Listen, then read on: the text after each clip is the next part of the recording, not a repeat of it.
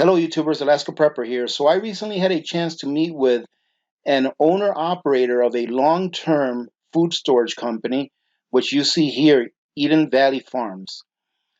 And what made me try to contact this gentleman is what you see here, right there where it says Eden Valley Farms under the name of the company. It says naturally the best tasting, highest quality, most nutritious, shelf stable food on the planet. And I thought to myself, man, that is quite a statement to make. So I went ahead and emailed Eden Valley Farms, and to my surprise, within 5 minutes, I got an email back with a phone number. So I decided to call the phone number, and the owner operator of this company actually answered the phone. And I spoke to this person for, so far, we've spoken for more than 2 hours. And I was very motivated to ask him to come on for an interview, and he very generously decided to do so. What we're going to be talking about today is what you need to look out for when choosing what types of long term food storage products to purchase, and why he decided to start his own long term food storage company, Eden Valley Foods. Now, ladies and gentlemen, I want to tell you right off the start that I am not promoting this company. I put this page up here that you guys see on your screen as a courtesy to the company because they're taking the time to come on over here and talk to me so that we can inform you and get you better prepared to make a good decision for you and your family. So I'm not getting paid for this. I'm not promoting this. And I haven't even tried the food yet, although I do have some coming on the way that I paid for myself. Okay, so I want everyone here to know that there is no bias for or against Eden Valley Farms. All right, when I try out the food, I will be reviewing it on videos and I will be giving you guys my honest, non biased opinion on what it tastes like and what I think the ingredients are and everything that I normally do with you all when I review a long term food storage product. Now, I have a disclaimer. What you're about to hear is just a conversation between two people. And prior to taking any of your own actions, you should do your own due diligence. This conversation is meant to encourage you to do your own research in hopes that it will allow you to make a decision that will complement you and your family's needs when it comes to long term food storage. All right, ladies and gentlemen, so having said that, let's go ahead and introduce our guest today. Hello, Brandon, and welcome to the Alaska Prepper channel. How are you today? I'm doing all right, man. I was in Alaska. Well, man, it's kind of rainy here today. I think we're going to have an early winter, unfortunately. But in Alaska, we have two seasons. We have winter and we have the building season. But I can't complain. Whenever if it's not snowing, it's a good day. All right. Hey, listen, Brandon. I really appreciate you taking the time today. So thank you very much for that. Would you like to take a few minutes to introduce yourself and uh, and maybe tell us why you decided to start your own long-term food storage company? Yeah, you bet. My name is Brandon Scott, and I'm the owner operator of Eden Valley Farms, and we're based out of Utah, Orem, Utah, and kind of the food storage mecca down here.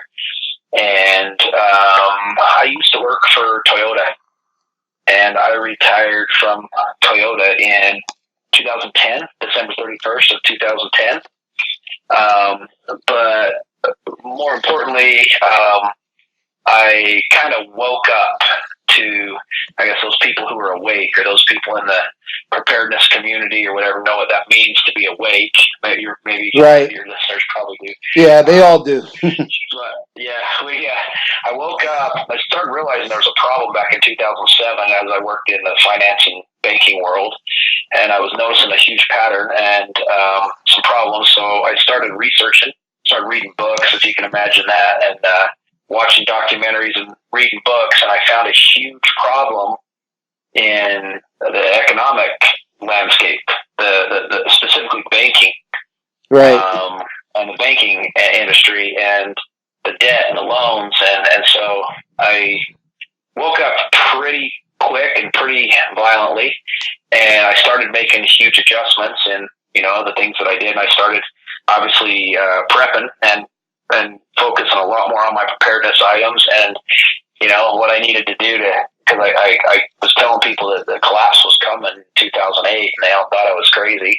There's quite a few people that listened to me, but a lot of people are just writing me off as crazy, and then it happened. And so I decided I didn't like my job much anymore, and I don't know, driving to work in traffic and doing the whole corporate thing and doing that, it's no good. So I was like, I'm done. I'm done with this. I'm out. And so I started planning for retirement, and getting, my money out of the markets and everything. So it's a Ponzi scheme. It's not safe. So in December 31st, 2010, I pulled the plug, and then, I went down in my cold cellar and started inventorying my food, and I was going to, beef up my preps even more and buy stuff. And I had all this, food that I had purchased back in 2007 and 2008 that had gone bad. I got exploded cans.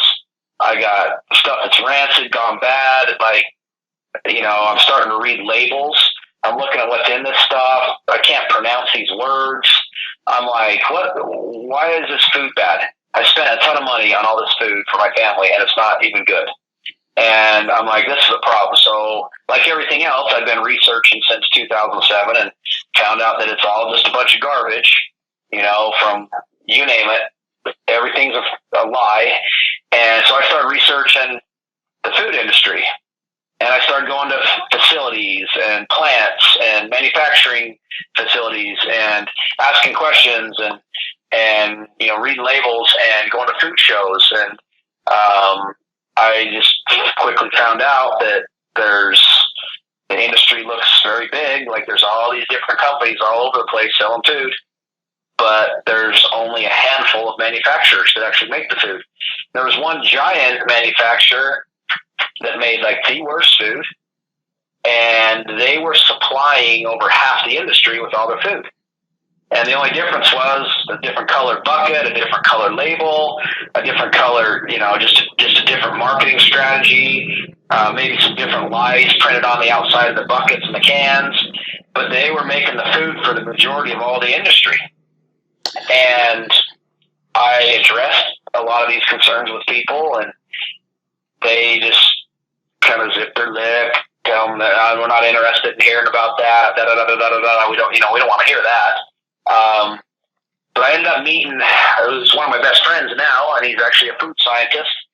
He has a degree from BYU, and he's actually created some pretty popular products when he was living in California. But he's relocated up here. I met him, a real nice gentleman, real good guy, and he did a lot of work in the industry. And so I talked to about 7 different food scientists, and I would ask them all the same questions.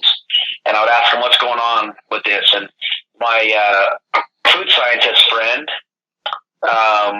was in the industry, and so he knew all the companies. He did contract work for some of the companies, and a lot of the companies that he would do work for, like making recipes, he wouldn't even put his name on the recipes because they literally cheapened the recipes up so much. And he knew that they were going to sell it as a food storage item, shelves, like put this in your basement, store it for the rainy day, whatever. And he's like, this won't store. It won't last. It will not. It's not. And they just like, yeah, we don't want to hear about that. Just make us the item. And he wouldn't even put his name on it. He would just invoice him for his time, sell them the deal, and they would go off to their packager and have it packaged. And so I met him and said, hey, well, can we do it the right way? Can we source the right ingredients, the shelf-stable ingredients that we need? Put them in the right kind of bags, the barrier bags, and fill them with nitrogen so they'll store and last, and do it the right way. And he's like, yeah, you can do it the right way. So that's what we did. I hired him. We built recipes, and I started manufacturing food in 2011, and started Eden Valley Farms, and that's where it was kind of, I needed something to do and a place to put some of my retirement money because I liquidated everything, my 401k, my IRA, my life insurance premiums, everything. I liquidated it all. And no more Ponzi schemes for me. No, that's what I did. I started Eden Valley Farms, and I started making food. So, Brandon, what it sounds to me like is that you don't need to be doing this for the money. You're doing this because, and I'm not trying to put words into your mouth, but this is what it sounds like to me. You don't need to be doing this for the money. You're doing this because you want to be able to provide people an opportunity to buy a long term food product that is actually going to last and that is of high quality. And and the other thing that I'm hearing is that, in your opinion, and I'm going to say opinion because we're not going to speak about any specific companies, but in your opinion, a lot of the companies, what they're doing is they're giving us the illusion of choice by putting different brand names and company names on the sticker in front of the can, but really the same company is doing all of the cooking and all of the packaging of these foods. Is that correct? Yes, that's 100% correct. Okay. And quite a few of those companies have, the last couple of years have been a slow time in this business, and a lot of those companies have gone bankrupt and gone under. So there's fewer of them now than there were even before. But to address your first question is no, I'm not doing it for the money. Do I make money doing it? Yeah, absolutely I do. But this is my passion. I have several other businesses that I run. I legitimately retired in, I make more money than I spend, and I have income properties and whatever. So I legitimately retired in 2010. But I'm a heavy equipment dealer, so I have some partners that we buy and sell heavy equipment, and I've been doing that for quite a while with them. I pretty much fund that business, and I help out where needed. So I do very well. Big equipment. We're talking like forklifts and reach lifts and tractor trailers and fire trucks and track hose and front end loaders and stuff like that. That's big, heavy equipment. We buy it, we refurbish it, and then we sell it. I'm on the phone, buddy. And then I also have my income properties, my rental properties, investment properties. I make money off that. And I also have another business with a partner. We have a trucking company. We move dirt. We sell aggregate. We buy dirt and we sell dirt. We make topsoil and gravel and A1A, road base. Okay. That type of stuff. So we make dirt, we crush it, we screen it, we put it in piles, we load it up, and we truck it, and we remove a lot of dirt and stuff like that. And so I make money doing that. But my passion is helping people get educated on everything, help them wake up, help them get educated on what's going on, and get prepared. Because the world that we live in is not what people think. Right. It's not like this illusion of wealth that's going on in America. Like we're in debt. We're in debt to our eyeballs. We're the largest debtor nation in the world. Right. And it's not, things today are not what they were 50, 60 years ago. Sure.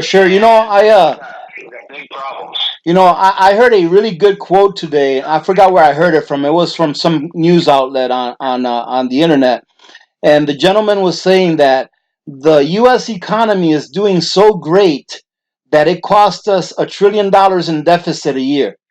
That's how good it's doing. That it's costing us $1 trillion a year in deficits.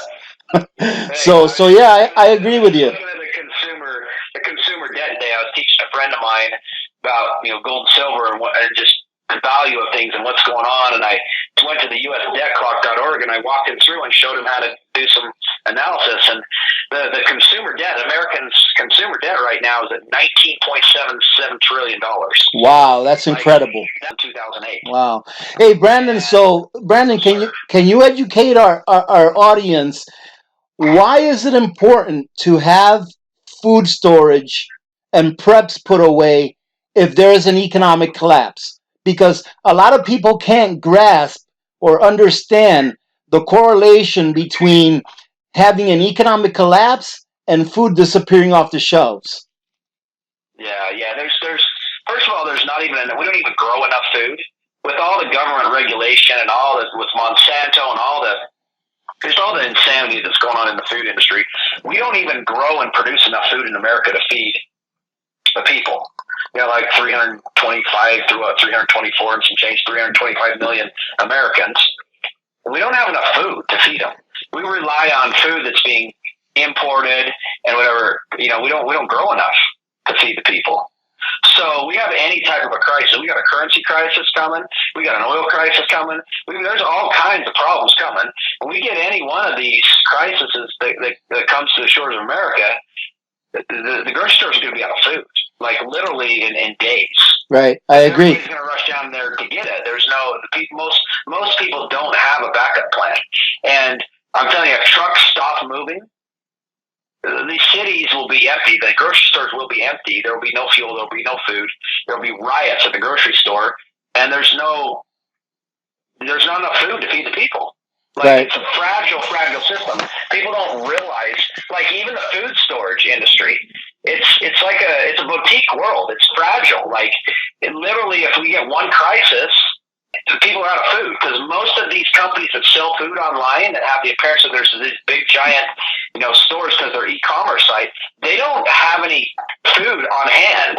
They wait for orders to come in, then they try and have their manufacturer pack those orders and facilitate, but they don't have enough money to keep this food on hand. And so when everybody goes, oh, I need food right now, and a lot of these websites you'll see when you go and make your orders, sometimes they're even 4 to 6 weeks for delivery, stuff like that.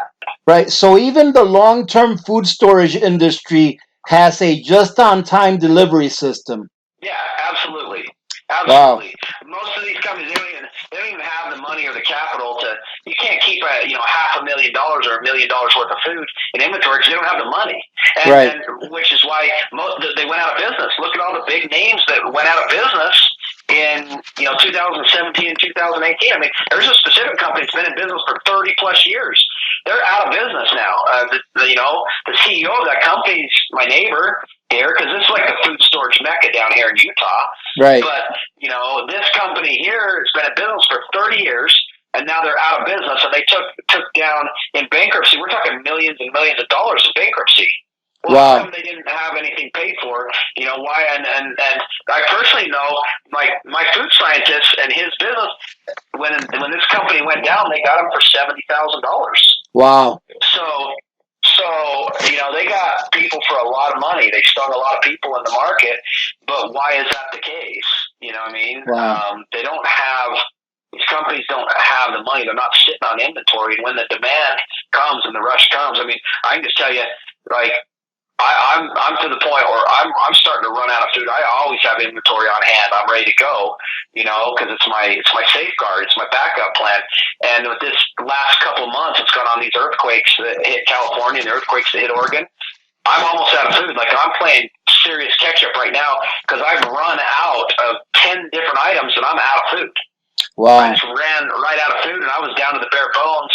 So I was going like crazy to get ingredients, because we order all the raw ingredients, we bring them in, then we batch them, we blend them, we nitro flush them, we package them. It takes time. It takes 6 weeks to sometimes even 8 weeks to go through that process. I have 36 different items, each that has multi different ingredients, like a baked potato soup that I've got. It's got 28 ingredients in it, so wow. I have to source all of those ingredients. The food that I manufacture is not like anything else in the industry. It's gourmet. It's very lots of spices, lots of flavors, lots of creamers, lots of high dollar items that go into it, because I personally believe that you should make something that tastes good. I don't think you should hide behind a can and a bucket. You should let people taste it, smell it, experiment with it, eat it. Right. Don't just, hey, buy this stuff and put it in your basement. Don't ever peel the sill off, because that's a big no-no, because most people have no idea. I was telling people about these types of problems with the food, in 2011, 2012. So obviously I didn't make a lot of friends in the industry, but I'm not concerned about making friends. I got too many friends anyways, and so. Right. So, hey, Brandon, so let me ask you a question real quick, because I know that you're in this business because you want to make sure that people are prepared. There are a lot of people that cannot afford to buy long-term food storage because they're just making it as it is. Can you give me your recommendation? What if I came to you and said, "Listen, Brandon, I want to get prepared, but I can't afford to pay what long-term food storage companies are asking for their product, which there's nothing wrong with that in my eyes. If you can't afford it, you can't afford it, right? What would you tell someone like that that tells you what way of preparing would you tell them? What would you tell them to do? How would you tell them to prep in that case? Well, I personally think it's urgent, so it all depends on people's attention level. Like a lot of people, I tell them, hey, you need to find all the things in your life that don't mean anything and get rid of them. Yeah, up to including you should turn your TV off anyways because there ain't nothing good coming out of TV. Right. But shut your cable bill off. Eliminate anything in your life. If your car, sell your car. Maybe downgrade your car. Get something you can afford. Do something. Figure out how to create a budget where you can even spend $300 to $500 a month and start just doing something. Just get a little bit put away. Start doing something. Get some books. Start reading. Develop skills because there's some skills that people need to develop. I mean, a lot of people in America don't even know how to change a tire. Right. People need to develop some skills, some survival skills, some gardening skills, some different type of stuff like that. But you just figure out how to put aside some money and maybe just get wheat, get beans, get anything. Learn how to pressure cook. Go get a pressure cooker. Go to YouTube. Learn how to pressure cook. Get a pressure cooker and go down to the grocery store and buy meat and buy chicken and buy pork and pressure cook it. So stores for a long time. Right. That's get fruit. Right. Figure out. Go to your case lot sales and get some canned goods. Buy some dried food. And just to do a little bit. I mean, even a couple $100 is something. Right. Start getting things put away, so you can get a little bit of a peace of mind. Because I'm just telling you, man, it's starving, going hungry is not. It's not a good way. And that's exactly why I asked you that question, Brandon, is because you answered that question exactly how I was expecting you to answer it. So did you give me a script or something? Well, no, but the thing is, Brandon, is even though we've only met over the phone and talked for a little bit, I can tell that you're a pretty good person and you want to take care of people. And I always tell people pretty much the same thing you said. If you can't afford to go and buy long-term food storage from a manufacturer, put some things away. On my channel, I do every payday. I do what's called a payday prep. And I try to teach people that even if they take a few dollars every payday and buy a 20-pound bag of rice, a 10-pound bag of beans, some canned goods, some canned meats, do their own pressure canning, that over time they will build up a pretty deep larder and that they will have some peace of mind or some, what I like to call it is some food insurance, so that if something like this does happen, that they'll have something put away. So, I'm really happy that you said that because with some other companies, they may concentrate on just promoting their product and not saying the obvious and the easiest thing to do is to go buy some rice, go buy some beans, go can your own meats, because these things work just as good. However, for those of us that can't afford the convenience of purchasing prepackaged long-term foods, what should we look for in order to know what we are purchasing, or in other words, in order to know that we're purchasing something that's of quality and that's going to last a long time on the shelf? What kinds of things should we look for on the package before we decide to purchase a long-term food product? Well, the one thing your viewers should know, first thing is having pasta or having rice or having beans or having canned goods and stuff. Like my food, we put the expensive stuff in the bag.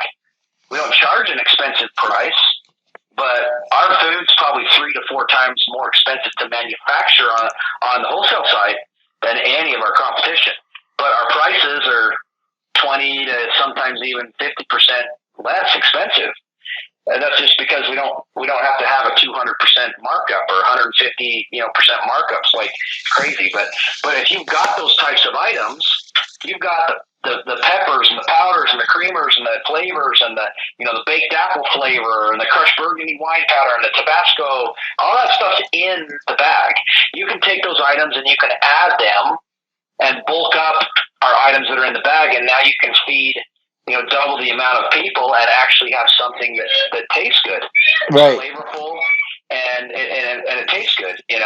And the other thing I'd say too is, if we, all us good Christians out there, remember the story of Noah, right? Right. It wasn't raining when they boarded the ark, and that's what's going to happen is when we have this disaster. Everything seems like as the parents that everything's just fine. Everything's just fine. Like a good old buddy of mine actually just passed away a couple of weeks ago on a plane crash, but one of my good buddies, his saying was, "Hey, everything was going just fine until it wasn't." Right. Right? That's we right. always use that when we're out riding dirt bikes or we crash or something happens, and he always say to me, in the economic situation, he always say, "Hey, everything's going just fine until it isn't." And that's what's going to happen is this is going to be an abrupt, right? Because when it hits, it's going to hit fast. So anyways, yeah, to your point. So your last question was, what was your last question? It was, what kinds of things for people that are in the market to purchase long-term food storage, what kinds of things should we look out for that would be kind of like a red flag saying, hey, this is something that I have to research a little more before I buy it? Okay, so there's three major things that you're going to look for, and we're talking about shelf-stable food. Yes. Buying this food for the purpose of putting it away in storage, putting it in the cellar, to make it shelf-stable, so it is going to be on the shelf. You first need to start with shelf-stable ingredients. Right. If you go to my website, there's a little how-to video. Very simple, 5 minutes. It'll raise a whole bunch of questions, and I can cover over a couple here. But the third, you can't take ingredients that are not going to last and then put them in a bucket or a can, and now magically they're going to last for 25 years. That's insane, right? Right. So the number one thing you look for is fats and oils. Like a huge thing out there is vegetable oils, canola oils, safflower oils, any type of hydrogenated oils, hydrogenated soybean, hydrogenated cottonseed. These types of oils, go ask your mom, go ask your grandma, go ask whatever. They go rancid. They will not store. So how can you tell me you pick up a can or a bucket of food and it says you got all these oils, you got cottonseed oils and soybean oils and canola oils that go rancid in 18 to 24 months, but yet now they've got a 25-year shelf life on the outside of the bucket or the can. Like that's got to be a huge red flag. Like whoa, hold on. Right? That's a huge problem. Then the next thing is moisture water content. When you're buying dried ingredients, the terms are you hear freeze dried, dehydrated, there's micro dried, there's spray dried, there's drum dried, there's air dried, there's all different ways of drying food, different ways of doing powders, vegetables, blah, blah, blah, blah, whatever, right? You've got to have a food that's been dried the proper way to get moisture water content under 7%. Because if you don't take out the moisture water content, then it's susceptible to growing bacteria and everything else. And the other thing is you have to remove the oxygen. You have to have a barrier bag or a can that's been seal checked. You can't throw it in a plastic bucket with the plastic buckets are porous. They leak. They don't and people don't open their buckets, tear the seal off the buckets to see what's actually in there. I promise you, anybody that's bought buckets out there, go out there, tear a seal off the bucket, look what's in there, and start checking the bags. You're going to find a problem. Okay. Because they're not. So those are the items you got to have. Get rid of all the fats and the oils. You got to get rid of the moisture water content. And then you got to seal it properly in the right kind of bags, cans, and nitrogen. You got to seal it, with nitrogen and get the oxygen out, because the oxygen is what oxidizes. That's what breaks down things. That's what ruins the paint on your car. Oxidation. Right. And that oxygen gets in, and that's what makes bacteria grow and makes that decay process start. And if you don't have those things solved and remedied, then you're out of luck. The other issue is you got to read the label. You got to just read the label on what you're buying. And when you got a whole bunch of stuff that you can't really pronounce, you should maybe do a little bit of research on that. But when you start dealing with, like, here's a classic example. You look up a bunch of food, and you start looking at, like, silicon dioxide. Oh, what is it? Silicone. right? It's a derivative, and it says right on there, like they put these additives in the food that it says added to prevent caking. Right, So right. the first question that you should ask is, this type of ingredient is added to my food to prevent it from caking. The first question that should be asked, red flag, why is my food caking? Too much moisture, huh?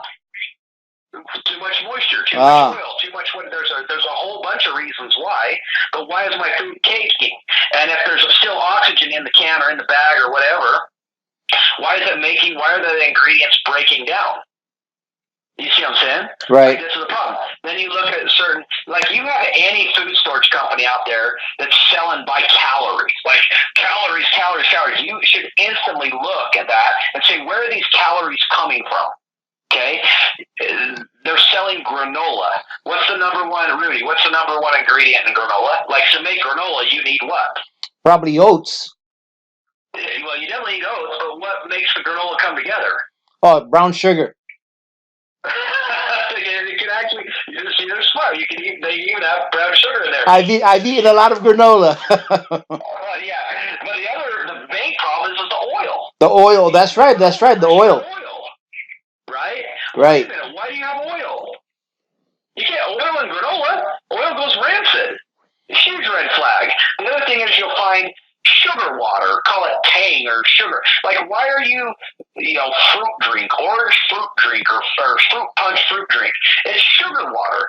It's sugar water with a bunch of colors in it. Why are you, but it has high calories. So they put that in your food storage item because now you're going to drink sugar water so you can get 180 calories a serving out of a half a cup of sugar water or a cup of sugar. Like, that's not good, right? That's a red flag. So they're using kind of like so they're kind of like using the cheap calories as filler calories. Right. Yeah. How much? You look at how much does this stuff cost? How much does sugar cost? Like 50 cents a pound, right? Like you're looking at stuff or they sell rice, like just a bag of rice with your food storage kit. Well, that's a problem. How about when they sell you pudding? There's no pudding. Anything that has whole egg product in it, whole eggs will not store 24 months. If you put it in a right package with nitrogen, you might get some longer shelf life out of that, but there's not a food scientist around that will tell you that whole egg product will store for longer than 24 or 36 months.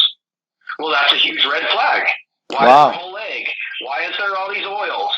Why is there this? Why I got sugar water? Why I have these just filler items, right? Good oils. You look for palm oil, coconut oil, even olive oil. Store. Oh, good. Palm oil and coconut oil. Those are tropical oils, and those type of oils will store. Typically stand alone. Your 12 to 15 years. Obviously, your storage conditions are going to make a huge difference on that, on how cool it is. But those items will store, and they're stable, shelf stable. Good. So, but they're a lot more expensive than like a soybean oil or canola oil or a hydrogenated, soybean, cottonseed oil, those types of things, safflower oils. Like, that stuff's dirt cheap. So any of those products that people are buying to put that in, it's super, super cheap. You're talking about, let's say you bought a creamer, like a non-dairy creamer or something that had hydrogenated soybean oil in it, and you bought a high-end creamer like something that I use that has like a palm oil or a coconut oil in it. You're talking like 3 times the cost. You know what I mean? You're talking about the difference between $1 a pound item and upwards of, high 2s, low 3s, $2 to $3 a pound item. And when you're talking about packaging thousands of pounds of food and tens of thousands of pounds of food, $1 per pound and $2 per pound is significant, right? In those types of things. Some of the items that I use is the white pepper, baked apple flavors, maple, natural maple flavors and stuff. Like they talk about brown sugar. Any company selling brown sugar oatmeal or anything with brown sugar absolutely will not store. It'll go rancid, depending on oxygen counts, and some of this food even, you're talking, can develop botulism. And, things go and develop botulism and they go rancid, they get, have serious problems. And if you eat them, maybe you're hungry enough that someone eats them. they're going to be extremely sick. And if it's a young child and they eat that stuff, they will probably die. It's no joke. You know what I'm saying? But there's companies in the industry. I've had discussions, face to face with discussions with these people on the items that are going in their food, telling them, "Hey, this isn't going to work." No, we don't want to hear about it. We don't want to hear specifically telling people you can't put brown sugar in there. There's a company that my food scientist formulated, maple brown sugar oatmeal for a company, and because he used natural powders and flavors, and they didn't want to pay for it. It's too expensive. Because brown sugar is 70 cents a pound. A natural maple flavors $16 a pound. Wow, that's incredible. You with me? That's a huge difference. That's incredible. They say, hey, you cannot put brown sugar in this item because it will not store. Guess what? They don't care. They still made the item with the brown sugar and pressed forward selling it to consumers. Incredible. You see what I'm saying? It's crazy. Hey, Brandon, can you let our listeners know what is the best temperature and conditions under which you should store your long-term food storage? Well, the absolute best conditions is if it's frozen. Just keep it frozen; it'll store forever. Well, no, yeah, that makes sense. It's not a reality. Yeah, it's not a reality, right? The big thing that hurts, number one, if you buy some of this food that's got oils and whole egg products and all these things in it, like a lot of times the food is bad just in the shipping because if you take a metal can, a number 10 can, and you set it outside in the sun, and it's 100 degrees. It was 98 degrees here today. You take it out 90 to 100 degrees and set it outside in the sun for 5 or 10 minutes. And you go out there, Rudy, and grab that can. How hot's it going to be? Wow, yeah, I never really thought of that, to tell you the truth. It basically turns into an oven. It gets so hot that it actually starts cooking the ingredients in there. I went and toured a facility, and it was not the dead of summer, but it was a day, probably upwards 80, 90 degree day, and they had pallets of number 10 canned food sitting outside on a dock. Wow. Okay? That food goes inside of a truck and now gets transported, not a refrigerated truck, but it's still in a truck that's, 90 degrees, 100 degrees inside this truck easily, and it's already been exposed to direct sunlight. The can's already exceeded far north of 100 degrees.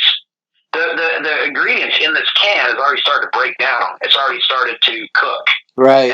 That makes sense. So this food's gone bad before it even makes it to the store to get sold to consumers or, to wherever it's Costco or wherever the place is it's going. It's already started to go bad.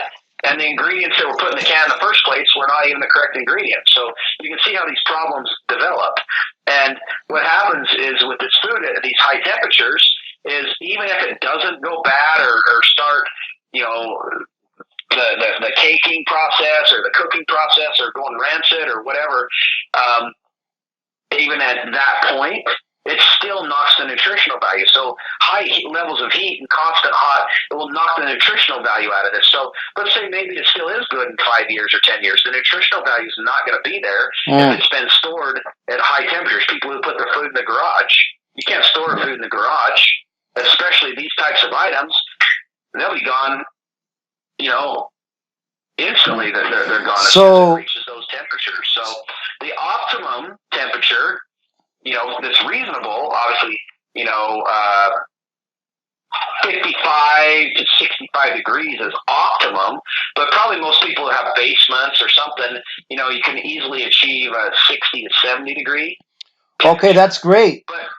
That's great because that's what I normally tell my people is to, I normally advocate, and I say it a lot on my channel, that in my opinion, the best temperatures to store long-term food storage at is between 55 and 65 degrees. So I'm glad that I've been putting out the right information. Yeah, and you don't want big swings. So, you don't want it to be, it's 40 degrees in the winter, and now it's, 80 85 degrees in the summer. You Right, want these right. big swings. You want a 10 degree to maybe 15 degree swing in temperature. You want to be able to maintain that constant temperature. If you could just maintain a constant temperature of 60 degrees or 65 degrees, that would be awesome. That's great. But sometimes you can't. Sometimes in the winter, maybe people's cold storages or cellars, they might get down to, 50 degrees, something like that. And then maybe upwards of, 65 or 70 in the summer. But the tighter you can keep that temperature, the better off it is for nutritional value. So Okay. it's good. So Brandon, what kind of meats, or what is the best way, in your opinion, for someone to store meats?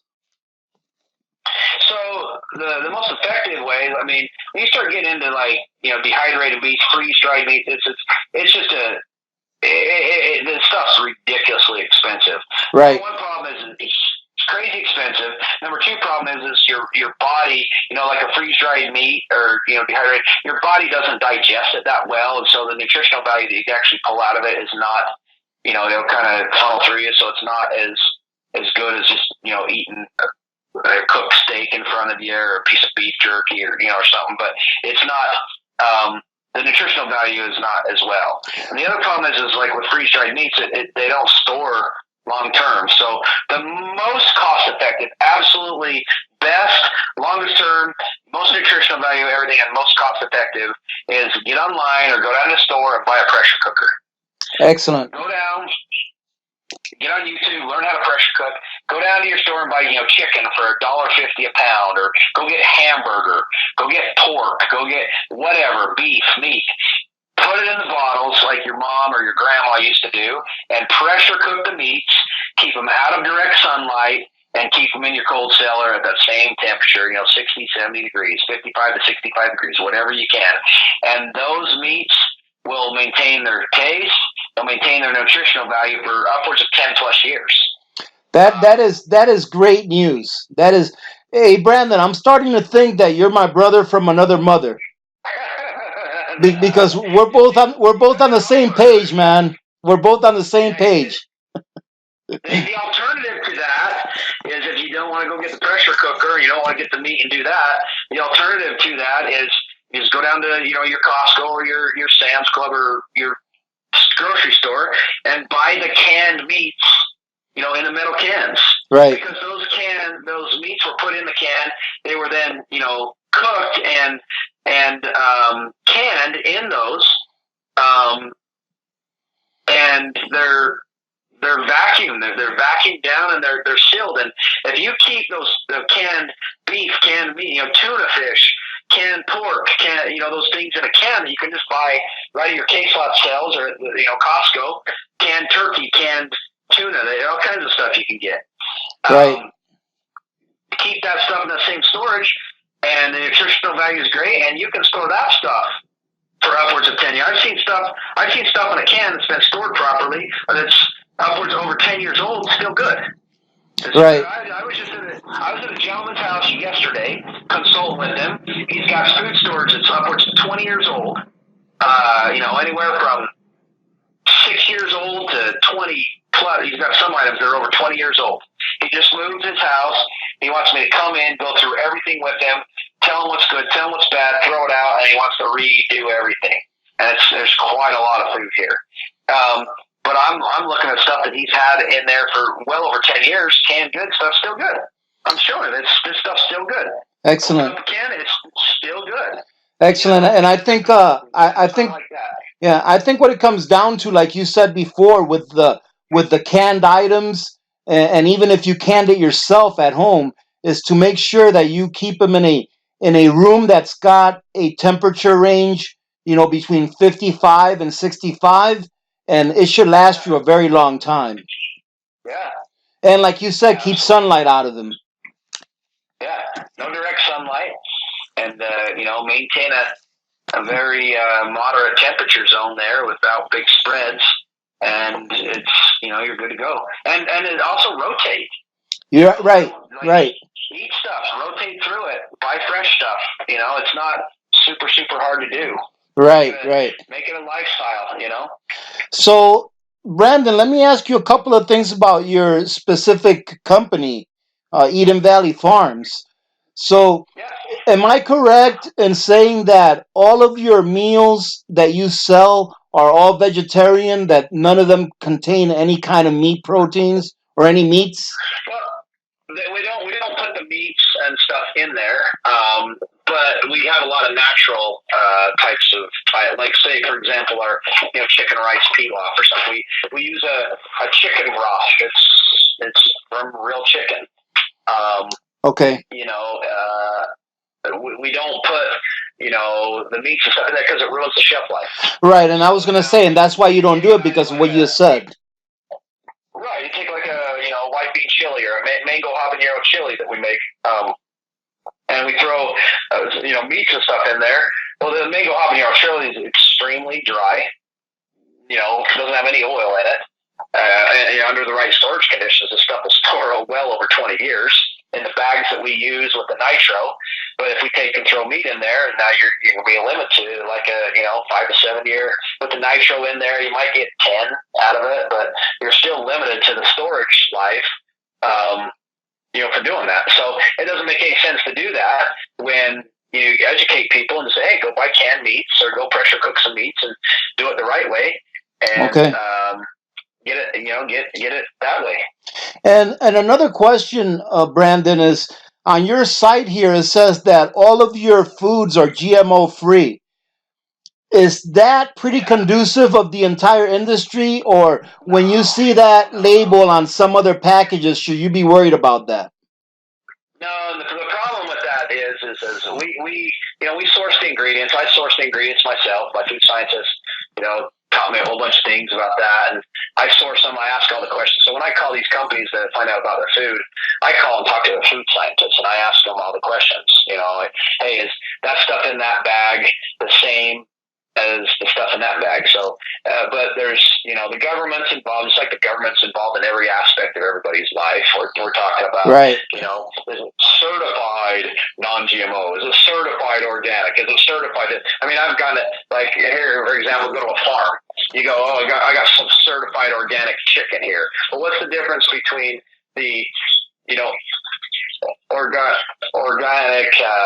organic chickens over here and the regular chickens over here? Well, these chickens over here, they're getting fed the same thing, whatever. But these chickens over here, they're in a cage and they can spread their wings. So because they can spread their wings and the cage is big enough over here, these ones can be certified, organic. But these ones is a little tighter, and the real estate's a little tighter over there, so they're not necessarily. It's just Right. kind of a joke how It's these. kind of like a play on words. Yeah. Like we had to get at the packaging facility, we had to get a certified kosher project, right? So okay, we got to call in this rabbi to come check out the facility so we can get certified kosher, right? So the rabbi comes down, walks around, checks out the facility, and goes, "Yeah, this will work," and you write him a check for $8,000. That was certainly worth it because now you're certified kosher. Oh, wow. Right? It's ridiculous. But the whole GMO thing, there's no such thing as where you're GMO. For you look at any type of item that has corn or soybean in it. Everything soybean in America is GMO. Right. You got soybean oil, you got soy, you got this. It's GMO. There's no way around it. Corn is almost the same way. You can source some corn starches and some certain items and stuff like that and get them, a non-GMO. They're also starting to get it, the wheat, the GMO wheat, stuff like that too. Eventually the power that Monsanto has and, the people behind that, I mean, it's a real problem. Wow. Anybody that hasn't figured that out, and the fact that anything Monsanto does gets rammed through Congress like nothing. But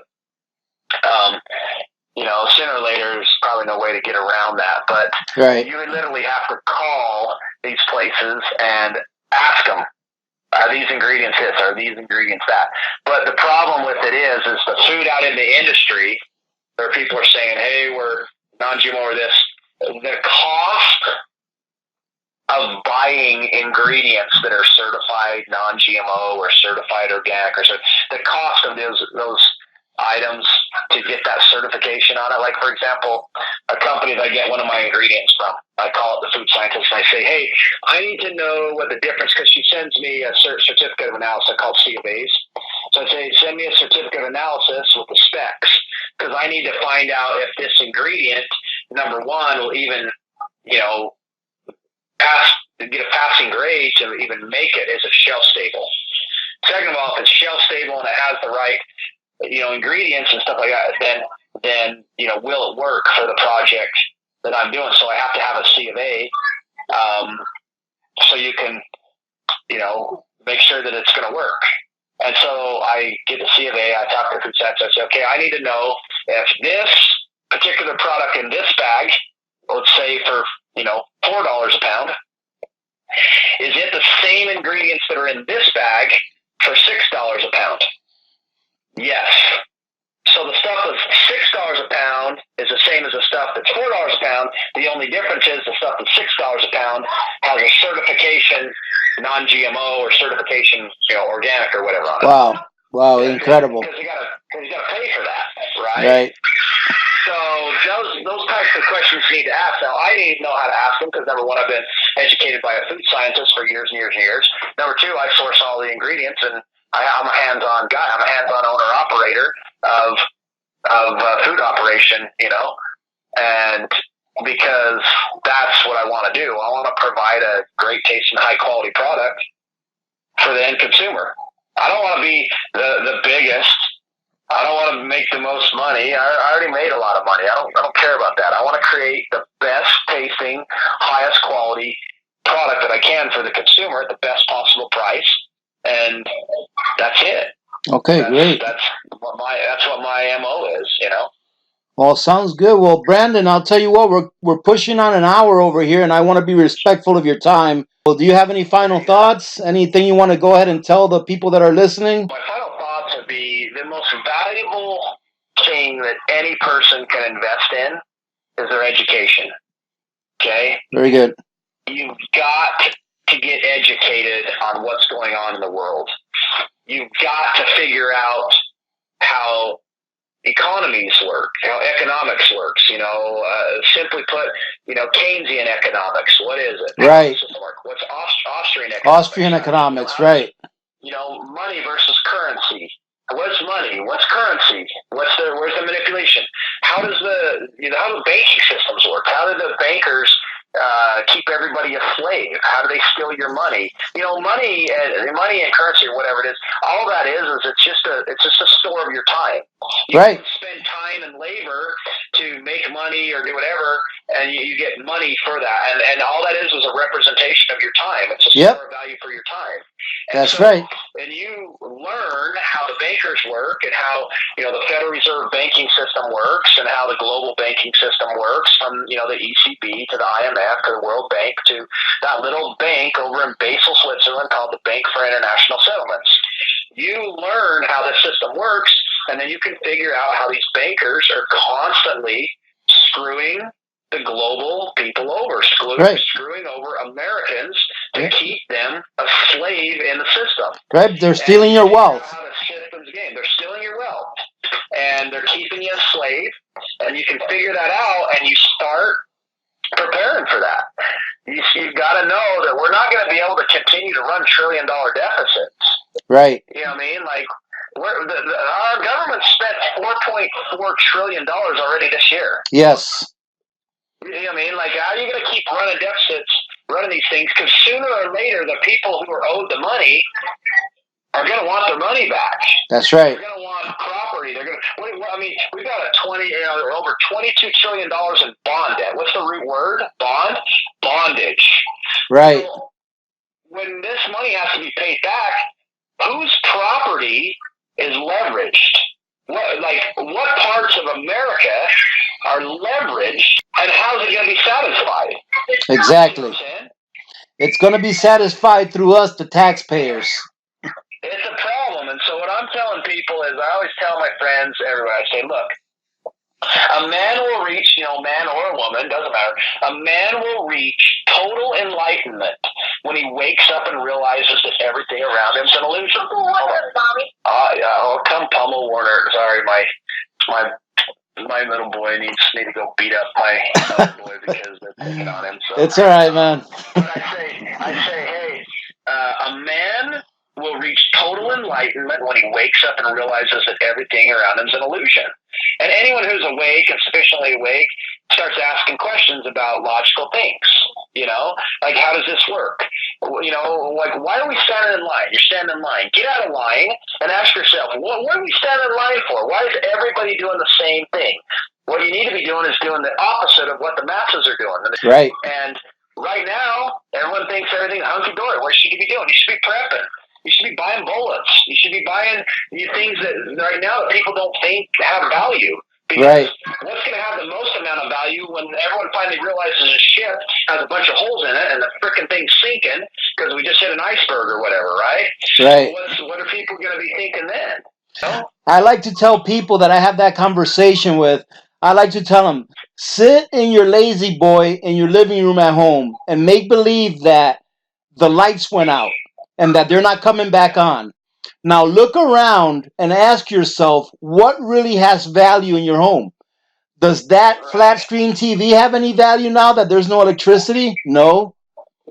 Do those $300 pair of shoes that you bought, have any value? Very little, a lot less than what they had, 2 days ago. So, when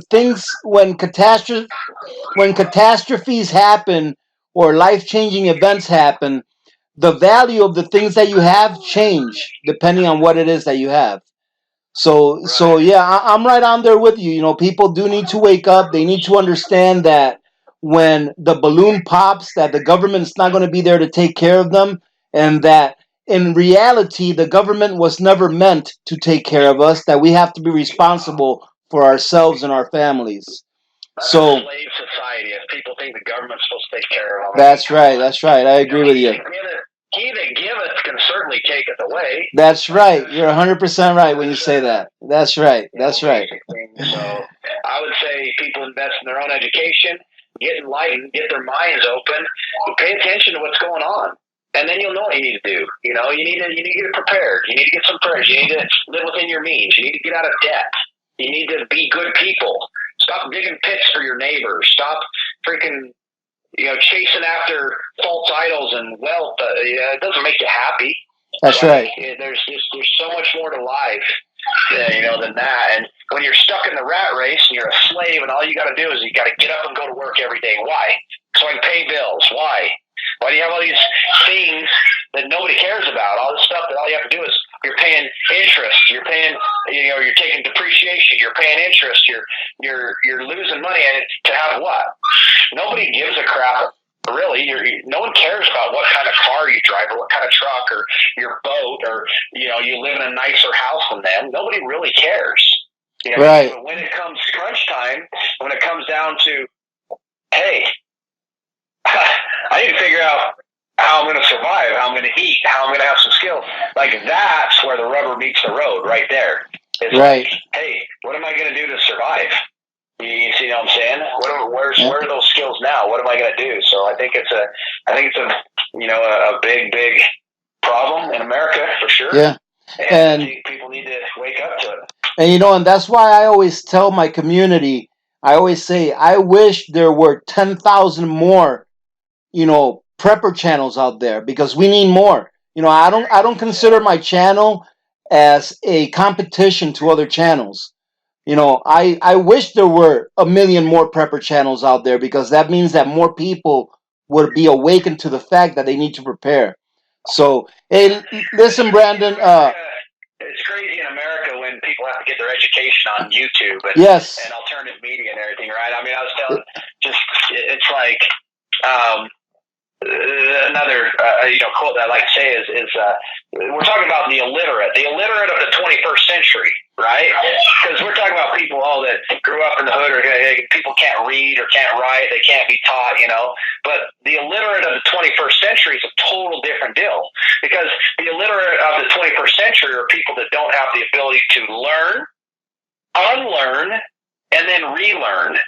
because that's what you have to do. Is Right. when you wake up, you realize I got to unlearn everything that I learned through school and everything else, and then I got to relearn reality and how things really work. Because Henry Ford said it's very well that the people in America understood the banking system, there would be a revolution by tomorrow morning.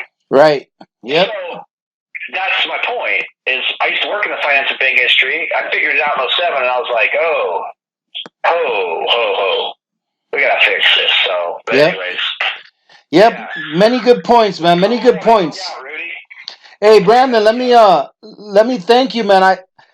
I really appreciate your time, and I know you're a busy person. You have a lot of stuff going on, and for you to take this time out to talk to me and in extent of that to talk to the Alaska Prepper community, I want to tell you that I really appreciate it. And you'll definitely be hearing from me again because I'm sure I'll have a lot more questions from you. And I really do appreciate your time. So thank you very much for stopping by today. Absolutely, Rudy. Anytime, I'm happy to help. All right. So, having said that, ladies and gentlemen, I truly appreciate you guys stopping by today. I hope that you guys had a good time chatting online, as we always do on Sunday mornings. So, remember to be good to each other because when good people do good things happen. Remember to reach one, teach one, and repeat. If we all did this, the world would be a better place, and you know that it will be a better place. Once again, thanks a lot to our friend Brandon for stopping by and talking to us today. Many blessings to all of you and your families. This is Alaska Prepper, and I am out.